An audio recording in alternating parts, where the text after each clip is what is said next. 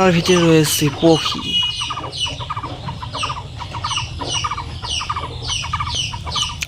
তারপরে সামনে দেখতে পারতেছি খুব সুন্দর সুন্দর কুকাপোনাগুলো এখানে মানে নিজেদের কাম করতেছে, খেলতেছে রয়েছে। আর আজকের ওয়েদারটা একদমই খারাপ না, আবার একদমই ভালো না। সুতরাং আমি এই সামনে এই গাছটা খুব সুন্দর একটা গাছ, কিন্তু হ্যাঁ আমরা দেখতে পাচ্ছি যে গাছটা একটা বাঁশ কয়েকদিন আগে একদম ফল ছিল, কিন্তু বর্তমানে এই গাছগুলোকেও কাটা হয়েছে। তারপরে এই বাঁশ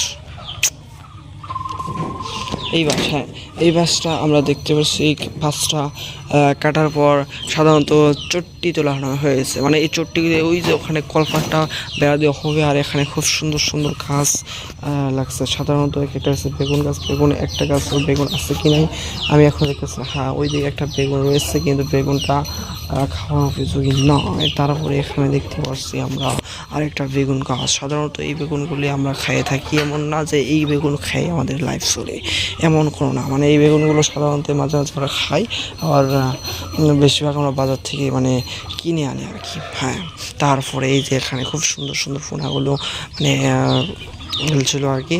তারপরে এখানে আমাদের একটা মধুরিআম মানে সুপ্রি গাছ যেটাকে বলে, আমি দেখাই দিই আপনাদেরকে যে কেমন দেখতে। হ্যাঁ, এই এমন দেখতে কি সুন্দর সুন্দর হয়েছে, খুব সুন্দর, একদম খুব সুন্দর, একদম মনের মতো। তারপরে এখানে সামনে কালকের মতো দেখতে পারতেছি যে এখানে একটা গাছ, আর এই গাছ সাধারণত কলপারটাতে আমার হাত ধুতে হবে। আর এই কলের পানিটা মানে মূলত আয়রন রয়েছে, কিভাবে আয়রন কাটানো যাবে এর সমস্যাটা যদি কেউ জানেন নিশ্চয়ই কমেন্ট করবেন।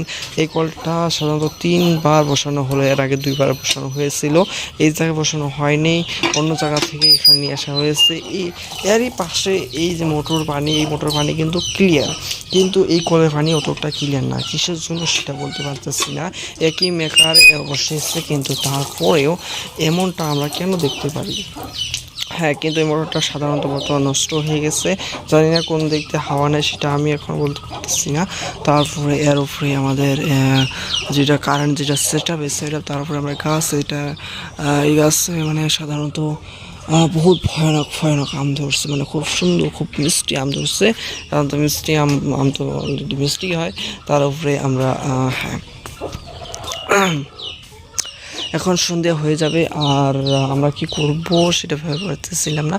তার জন্য উপরে আমরা দেখি ওয়াইফাইটা একদম পারফেক্ট জায়গায় বসানো হয়েছে। আর মানে ওয়াইফাইটার মানে বাসটা বহুত ছোটো হয়েছে, আরও বড়ো লাগছিল, কারণ এই বাসগুলো যত লম্বা ওই হিসাবে এই বাসটা কিন্তু অত একটা লম্বা হয় না, যার জন্য নেটওয়ার্কের বহুত প্রবলেম দেয়। সুতরাং আমরা দেখতে পাচ্ছি খুব সুন্দর একটা পাখির দৃশ্য, যে পাখির দৃশ্যগুলো আমরা দেখে উপভোগ করি।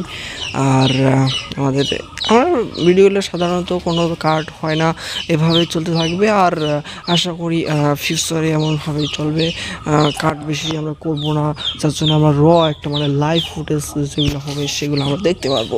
সুতরাং স্কুল কলেজ এইসব যেভাবে লাইভ চলে, যে কোনো আমরা কথাবার্তা বলি লাইভ হয়, ঠিক ওই রকমই এই সবগুলো আমরা লাইভের মতো শ্যুট করার চেষ্টা করি, যাতে কোনো ধরনের কাট না হয়, আর আমরা খুব সুন্দর করে ওই জিনিসগুলো দেখতে পারি, উপভোগ করতে পারি।